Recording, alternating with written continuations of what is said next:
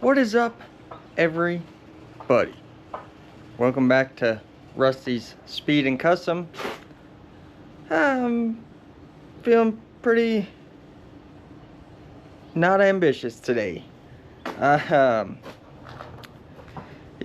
it's still cold, if you're wondering, and I need to do my least favorite thing when it comes to automobiles today, which is wiring. Luckily, the wiring's not super complicated on this car, I hope. Unfortunately, as you'll see, I gotta move the fuse panel and therefore probably extend all the wires, which is not gonna be ideal, because I'm gonna do it probably the wrong way. Some good old butt connectors, and I've got some wire somewhere.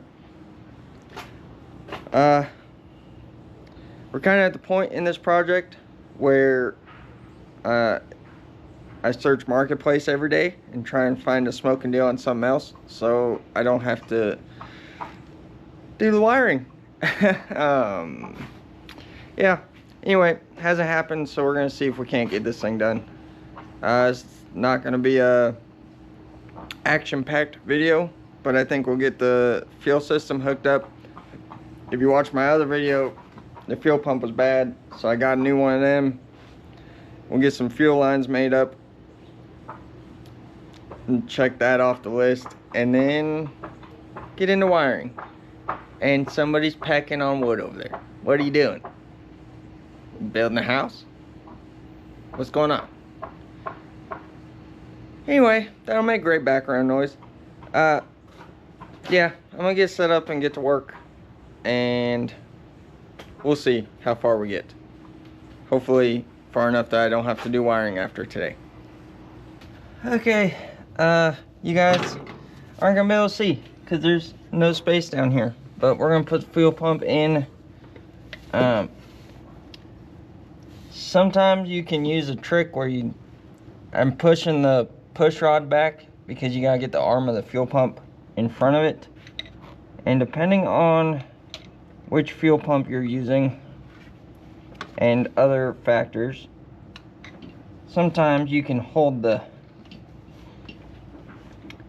push rod back with a screwdriver and then slide the fuel pump in.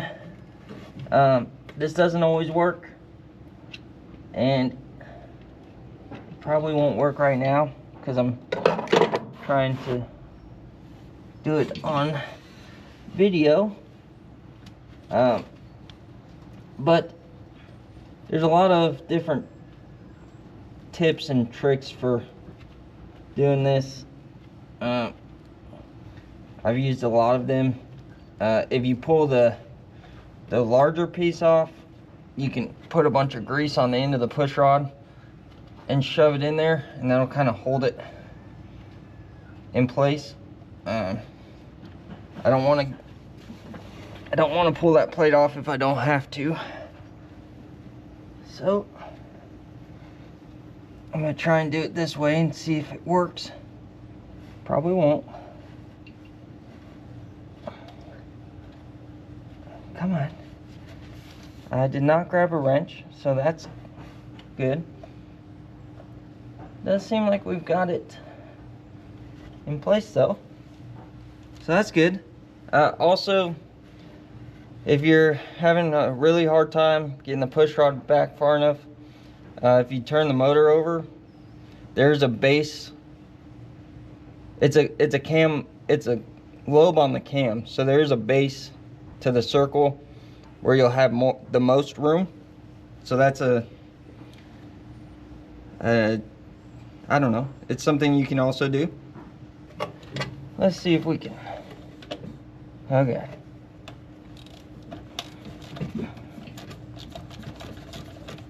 The key to putting a ratchet on these bolts is a short socket and a short extension, because you got to go around.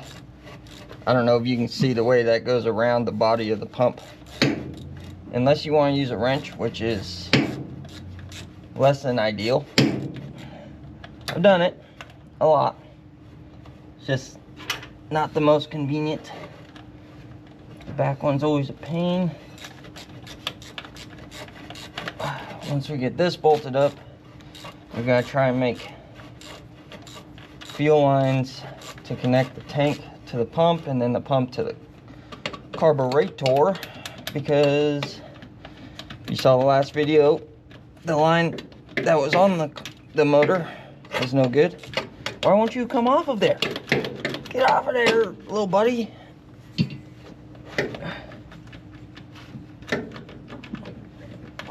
What is happening here? Okay. Whew. It is cold. I do not like the cold. It's only January. I'm already tired of the cold. Cut to 6 months from now when I'm complaining about how hot it is. It's fine. Everything's fine.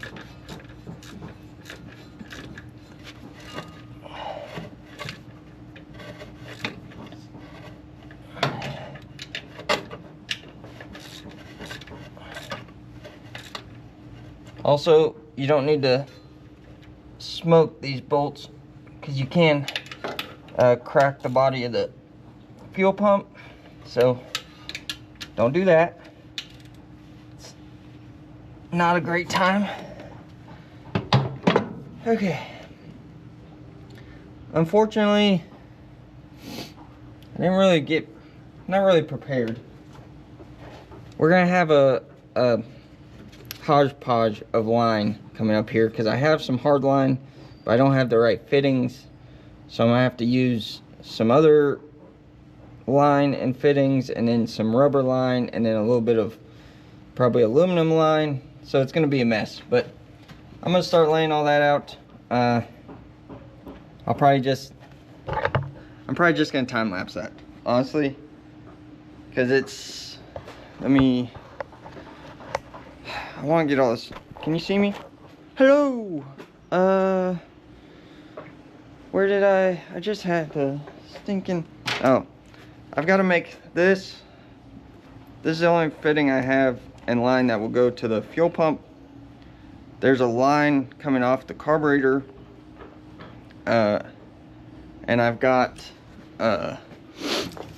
some of this aluminum line to go in between, and I've got a bunch of rubber line and hose clamps, so I gotta figure out what combination of all that stuff I'm gonna use. I wanted to make just like one nice hard line, but I didn't plan well enough, so we're not doing that. So I'll set you guys up, and I'm gonna get that knocked out hopefully pretty quick, and we can move on to the wiring that I'm putting off.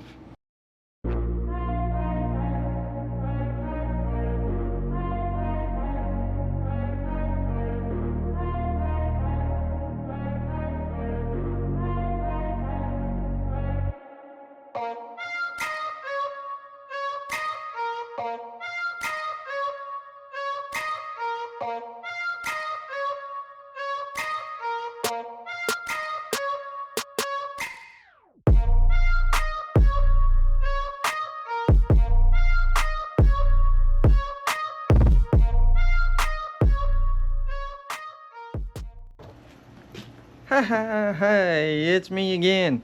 It's been a while, and I had to put more clothes on, and I had to put boots on, because I'm freezing my tail off right now, and I'm not really having a good time. But, sun is out, we're working on hot rods, so I'll survive. I buttoned the fuel system up. It's nothing fancy. Just like the rest of this hot rod. I think people kind of get carried away with the stuff you see on YouTube and TV and stuff, where they put super nice hard lines and AN lines and all that stuff. It'll be fine with rubber line. They used it back then. It'll work now. Trust me. And I moved on to the wiring, and I kind of I spent quite a while working on the engine harness that I got with the car. kind of thinned it out because I'm going to be using mechanical gauges, at least for a while. So I kind of cleaned that stuff up, had to figure a bunch of stuff out. We'll have to extend a couple wires, but I think we'll be okay. And where I'm at right now is I gotta move the fuel. My brain is frozen and I'm not even drinking anything cold. I gotta move the fuse block, and in case this is your first video here, I'll show you why. So the fuse block on these cars would normally be right in this region where all this where these connectors will go, would be right there. Obviously we put a hydraulic clutch on this car and this cylinder is right directly in the way of where that was. And I think I've kind of figured out a solution. I've said it before.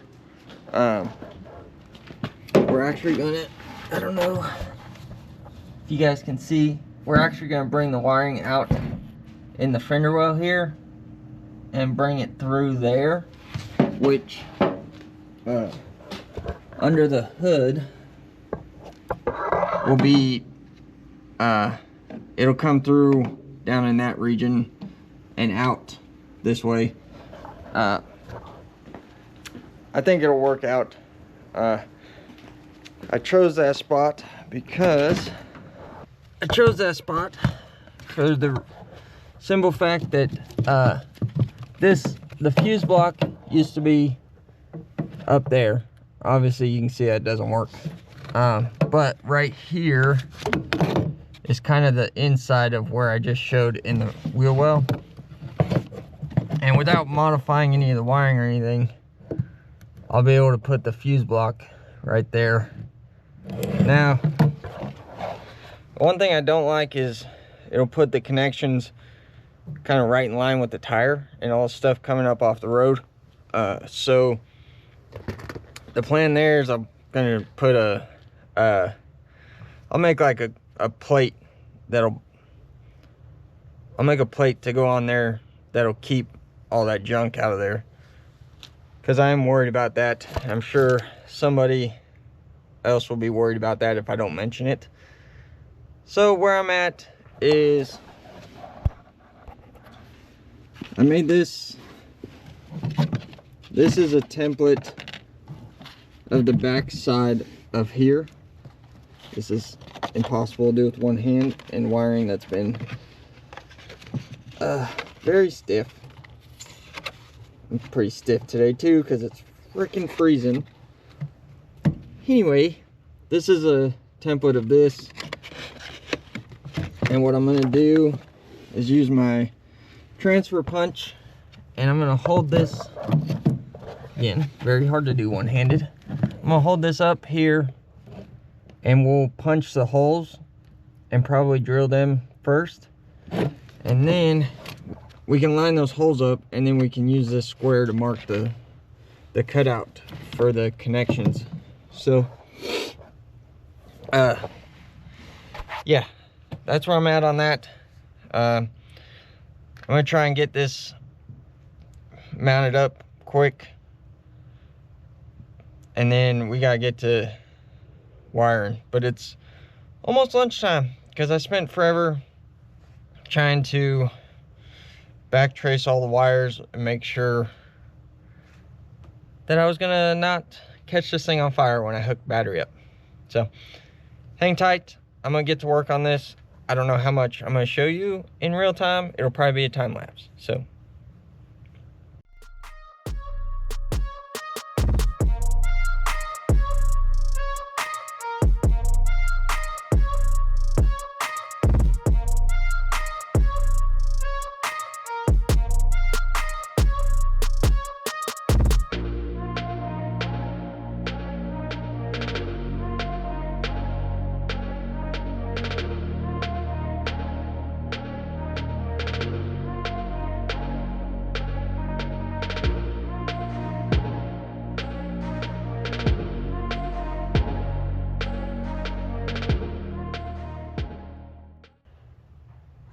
Okay, there it is, all mounted. You know, it only took a few seconds or whatever it is you guys saw. Oh man, whew. My knees do not like working like that. Let's see if you can see. Can you see it in there? I don't know, maybe. So that's where we're at the moment. I am gonna take a break and eat. And honestly, now I can't even see because the sun. I gotta do a bunch of figuring out with the wiring and stuff. So I'll check in with you guys probably when I get that all done, because all I'm gonna be doing is rerouting and lengthening wires. So it's not really worth watching, if I'm being honest.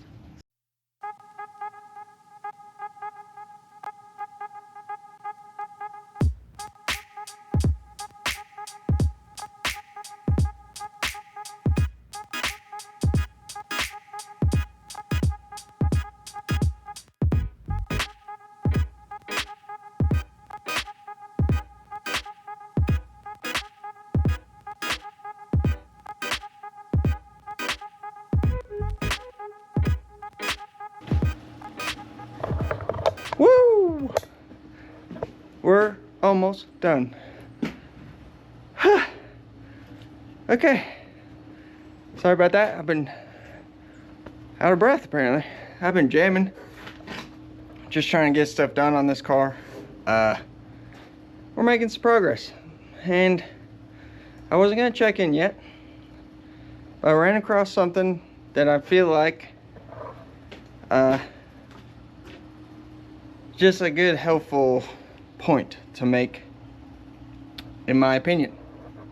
So I'll kind of show you around the engine compartment, you know, little cribs action for the little 283 here, and then I'll show you what I found and tell you what I have to say, and then I gotta get back to work. So hang on. The engine compartment's a mess still. It looks, you know, the more you get stuff done, unfortunately, the worse it looks, because there's just stuff everywhere. But this is our wiring run across here. I think it looks pretty factory. Keep saying anyway, we got our power to the coil. We've got this wire over here, signal to the starter. This, so something I figured out, I bought a little mini starter. A factory starter has 2 posts, and one of them is to provide full 12 volts to the coil when cranking, to help it start easier. The mini starter does not have that post, so I read mixed things about just deleting that wire and it's still working, so we tried that. If we need to, I think I found a way to make it work if we need it, but if it'll start this way, we'll leave it this way, because it really cuts down how many wires we've got in the engine compartment. We got our alternator hooked up. At some point we may convert this over to a 1-wire deal, which will get rid of all the regulator and everything up here, but we're not going to do it right now. And you guys probably won't even be able to see, but we got the wires run through this area here like we talked about earlier. Oh yeah, I got stuff all over the floor. And it comes out right here. We added this grommet in the hole, and it hooks up there. And believe it or not, I didn't have to lengthen any wires. I was able to move stuff around enough.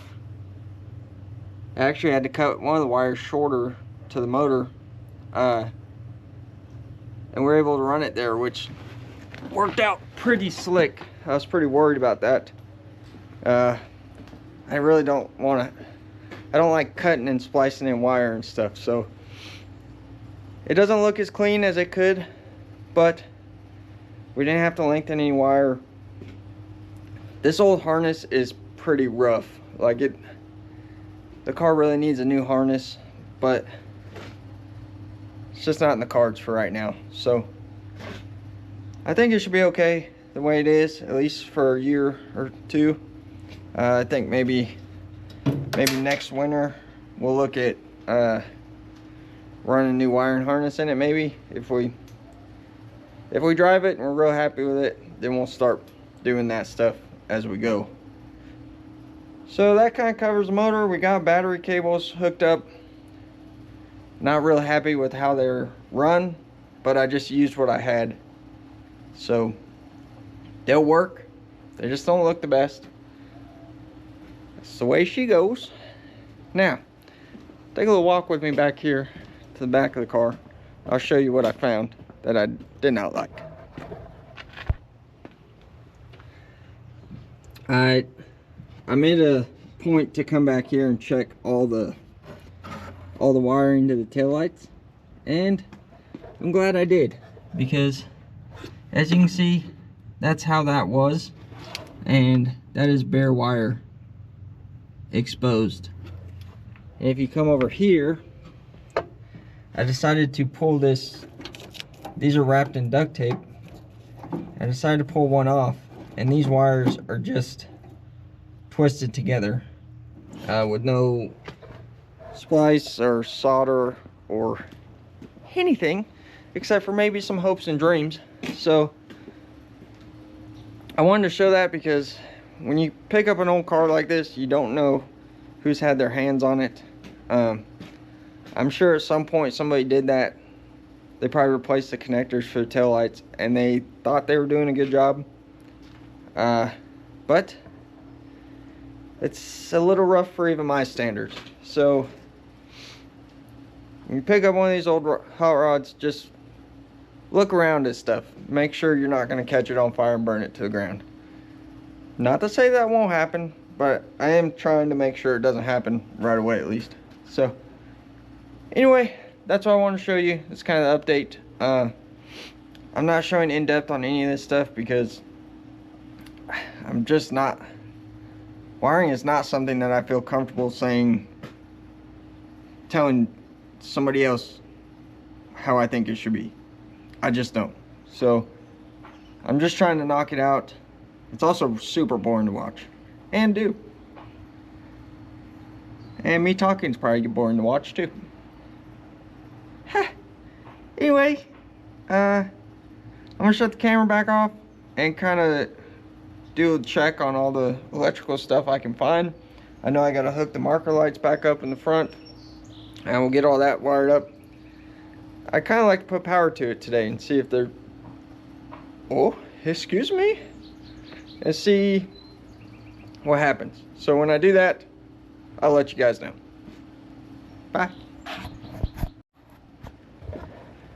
Okay, it's final check-in time. We're gonna wrap this deal up. So I already did the fire test.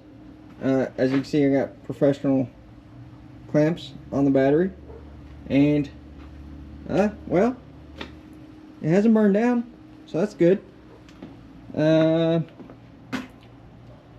did like just barely hit the key. I got the coil wire off, and the starter engaged and the motor just barely turned. I don't have oil and stuff in it, so I'm not gonna like turn it over, but it did kick over just a pinch, so we know that that's working. Let's see, turn the key on. You guys ain't gonna be able to see nothing. We got a generator light on. It's fine. Let's see.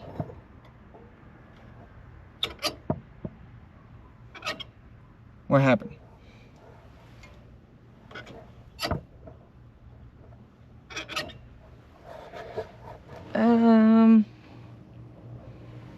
Okay. Well, we did have blinkers.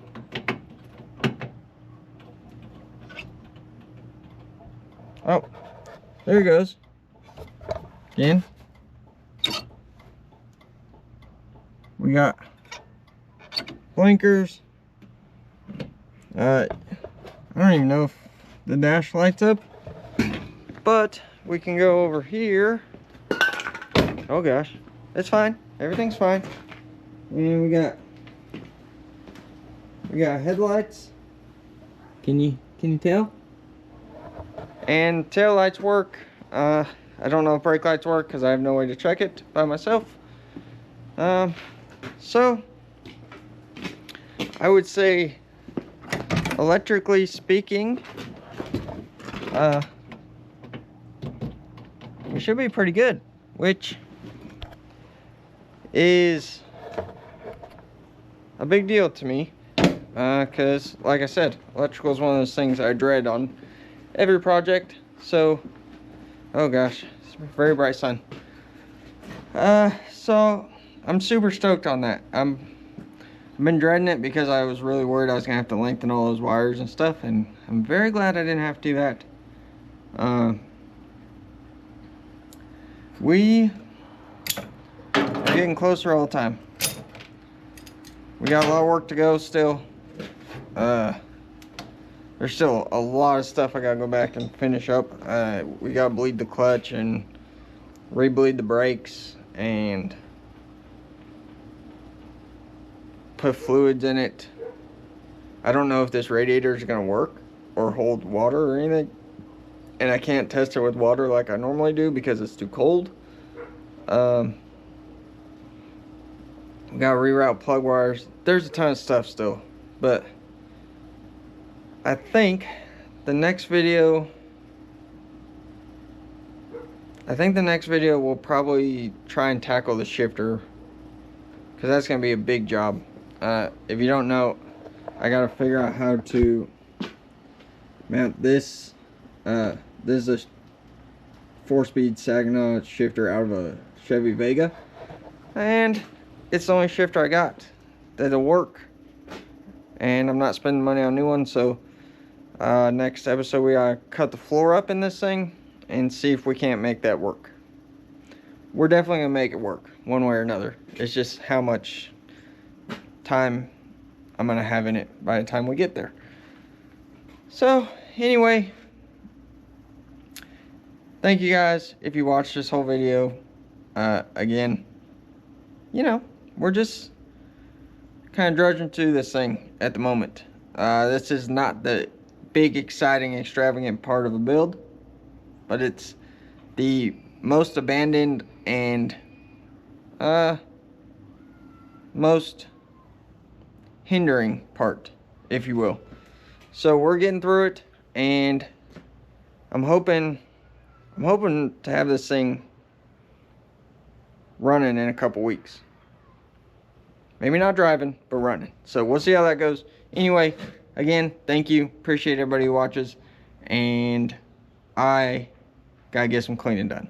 See you.